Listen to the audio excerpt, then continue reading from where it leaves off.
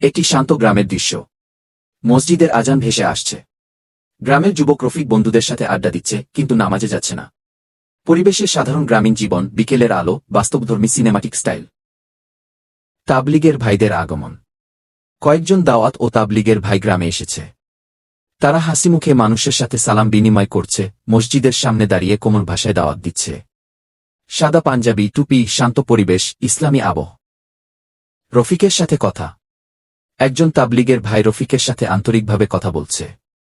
তিনি বলছেন, ভাই, দুনিয়ার জন্য তো সময় দিচ্ছি, আখিরাতের জন্যও কিছু সময় দরকার কি? রফিক চিন্তিত মুখে কথা শুনছে।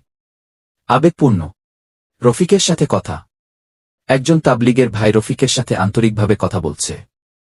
তিনি বলছেন, ভাই, দুনিয়ার জন্য তো সময় দিচ্ছি, আখিরাতের জন্যও কিছু সময় দরকার কি? রফিক চিন্তিত মুখে কথা শুনছে।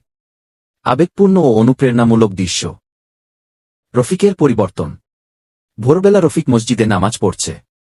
আগের তুলনায় শান্ত ও বিনয়ী। সে মানুষের সাথে ভালো ব্যবহার করছে, বৃদ্ধদের সাহায্য করছে। গ্রামের মানুষ খুশি। সুন্দর সূর্যের আলো, অনুপ্রেরণামূলক আবহ। দাওয়াতের বার্তা ছড়িয়ে দেওয়া।